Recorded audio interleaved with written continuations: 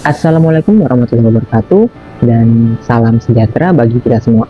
Perkenalkan, saya Emi Pardensyah bersama rekan saya Adinda Nurul Mukhita. Pada kesempatan kali ini, kami akan mempresentasikan materi yang berjudul Imunostimulan pada ikan budidaya di Indonesia dalam kuliah Imunologi Ikan.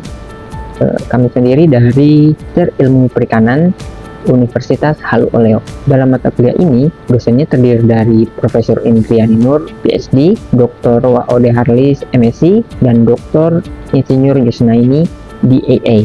Presentasi ini akan membahas pengertian imunostimulan, jenis-jenisnya, mekanisme kerja, metode pemberian, serta aplikasi pada berbagai komoditas budidaya seperti ikan nila, ikan lele, dan juga udang faname. Penyakit merupakan salah satu faktor utama yang menyebabkan kegagalan produksi dalam kegiatan budidaya perikanan. Penyakit tersebut dapat disebabkan oleh bakteri, virus, jamur, maupun parasit. Selain itu, kondisi lingkungan yang kurang baik, seperti penurunan kualitas air dan kepadatan sebar yang tinggi, dapat meningkatkan tingkat stres pada ikan sehingga lebih mudah terserang penyakit. Selama ini, antibiotik sering digunakan untuk mengatasi penyakit. Namun, penggunaan yang berlebihan dapat menyebabkan resistensi bakteri dan pencemaran lingkungan. Oleh karena itu, diperlukan alternatif yang lebih aman dan berkelanjutan. Salah satunya adalah penggunaan imunostimulan yang dapat meningkatkan daya tahan tubuh ikan secara alami. Imunostimulan sendiri adalah senyawa alami maupun sintetis yang berfungsi untuk merangsang dan meningkatkan sistem pertahanan tubuh pada ikan, terutama sistem imun non-spesifik atau kekebalan bawaan. Fungsi utama imunostimulan antara lain meningkatkan kekebalan tubuh ikan, merangsang aktivitas sel fagosit dalam menghancurkan patogen, meningkatkan ketahanan terhadap infeksi penyakit, mengurangi ketergantungan terhadap antibiotik, serta mendukung pertumbuhan dan kelangsungan hidup ikan. Dengan kata lain, imunostimulan membantu tubuh ikan menjadi lebih siap menghadapi serangan penyakit. Tujuan dari penggunaan imunostimulan. Tujuan utama penggunaan imunostimulan adalah meningkatkan kesehatan ikan sehingga lebih tahan terhadap penyakit. Selain itu, imunostimulan juga berperan dalam mengurangi tingkat kematian ikan, meningkatkan efisiensi pemanfaatan pakan, mendukung pertumbuhan yang lebih optimal, serta mendukung budidaya berkelanjutan karena lebih aman bagi lingkungan dan konsumen. Oleh karena itu, imunostimulan menjadi salah satu teknologi yang penting dalam budidaya modern saat ini. Imunostimulan dapat dibagi menjadi 4 kelompok utama. Pertama, imunostimulan berbasis tanaman atau herbal. Contohnya, bawang putih, kunyit, kemiran, temulawak, jahe, daun pepaya, dan jintan hitam. Tanaman ini mengandung senyawa bioaktif yang dapat meningkatkan sistem imun ikan. Yang kedua, berbasis mikroba, meliputi probiotik, prebiotik, dan juga beta-glukan. Kelompok ini membantu meningkatkan kesehatan saluran pencernaan sekaligus memperkuat sistem imun. Yang ketiga, berbasis alga. Contohnya, spirulina, alginat, dan fucoidan yang kaya akan polisakarida serta berperan sebagai imunomodulator. Yang terakhir adalah sintetis, seperti levamisol dan nucleotide yang digunakan untuk merangsang respon imun tertentu. Bahan imunostimulan yang umum ada di Indonesia. Indonesia sendiri memiliki sumber daya alam yang sangat kaya, sehingga banyak bahan imunostimulan dapat diperoleh dengan mudah. Contohnya, seperti bawang putih yang mengandung alisin yang bersifat antibakteri, kunyit mengandung kurkumin yang berfungsi sebagai antioksidan dan juga imunomodulator, serta ada meniran yang kaya akan flavonoid yang dapat meningkatkan respon imun. Terus ada jahe yang mengandung gingerol yang bersifat antiinflamasi. Lalu ada jintan hitam yang mengandung hemofinon yang mampu meningkatkan aktivitas fagositosis. Spirulina yang kaya akan polisakarida yang dapat meningkatkan kekebalan tubuh. Yang terakhir ada beta-glukan yang dapat mengaktifkan makrofag sebagai garis pertahanan pertama pada tubuh ikan. Karena mudah ditemukan dan relatif murah, bahan-bahan tersebut sangat potensial yang dapat digunakan dalam budidaya perikanan di Indonesia. Metode pemberian imunostimulan. Terdapat 3 metode utama pemberian imunostimulan. Yang pertama, melalui pakan atau oral. Metode ini paling banyak digunakan karena lebih praktis, ekonomis, dan juga mudah diterapkan pada budidaya dengan skala yang cukup besar. Yang kedua, ada perendaman atau immersion. Ikan direndam dalam larutan yang mengandung imunostimulan. Metode ini sering digunakan pada fase benih karena penyerapannya jauh lebih cepat. Yang ketiga, ada injeksi. Imunostimulan disuntikan langsung ke dalam tubuh ikan, sehingga menghasilkan respon imun yang cepat dan efektif. Namun, metode ini kurang praktis untuk budidaya skala besar karena membutuhkan biaya dan tenaga yang lebih tinggi. Oke, untuk materi selanjutnya yang akan dibawakan oleh Adinda. Let's go! Pada budidaya ikan nila, imunostimulan yang sering digunakan adalah ekstrak bawang putih, kunyit, dan probiotik yang dicampurkan ke dalam pakan. Hasil penelitian menunjukkan bahwa penggunaan bahan-bahan tersebut mampu meningkatkan pertumbuhan ikan, meningkatkan tingkat kelangsungan hidup, dan mengurangi serangan bakteri Aeromonas hydrophila yang menjadi salah satu penyebab penyakit penting pada ikan nila. Beberapa imunostimulan yang sering digunakan adalah meniran, kunyit, jahe, dan bawang putih. Pemberian bahan-bahan tersebut terbukti memberikan manfaat seperti meningkatkan nafsu makan ikan, menurunkan tingkat kematian, dan meningkatkan ketahanan tubuh terhadap infeksi bakteri. Hal ini sangat penting karena lele umumnya dipelihara pada kepadatan yang tinggi, sehingga rentan terhadap penyakit.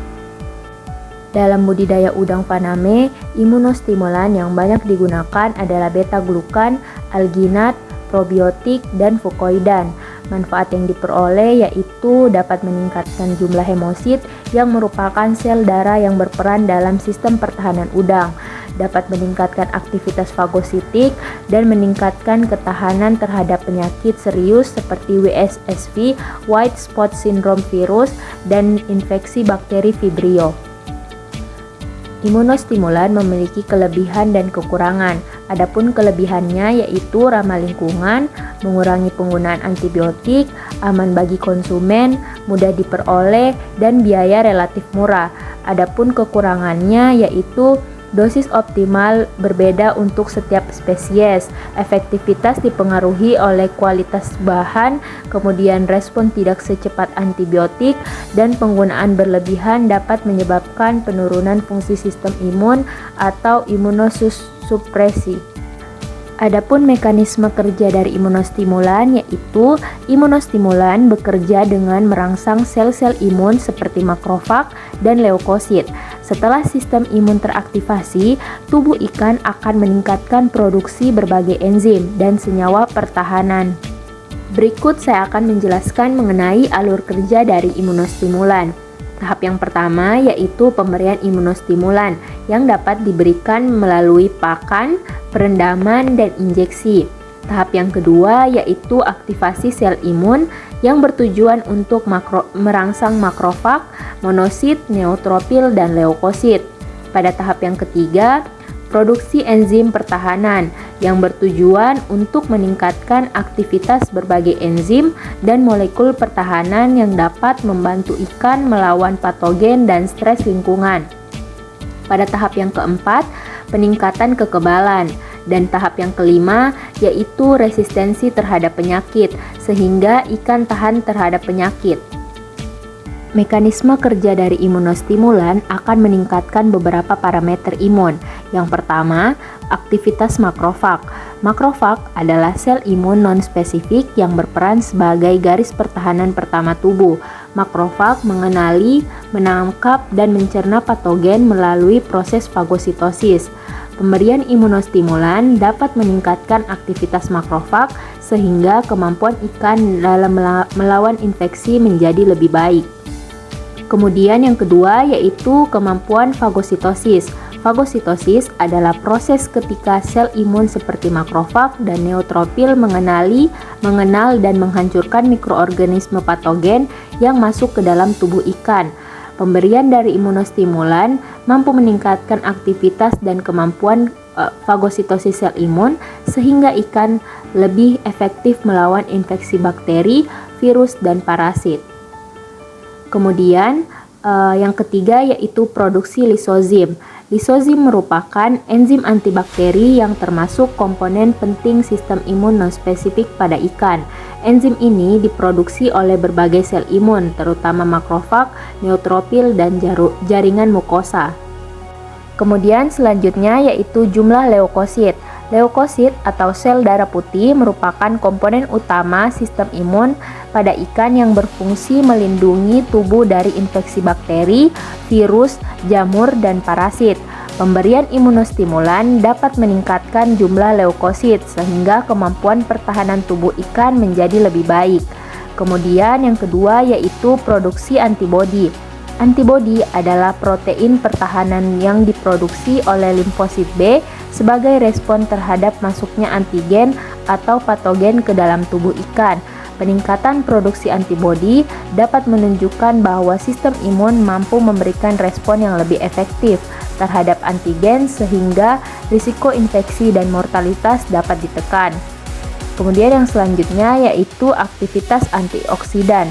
Antioksidan merupakan senyawa yang mampu menghambat atau menetralkan radikal bebas atau ROS sehingga melindungi sel dan jaringan ikan dari kerusakan oksidatif.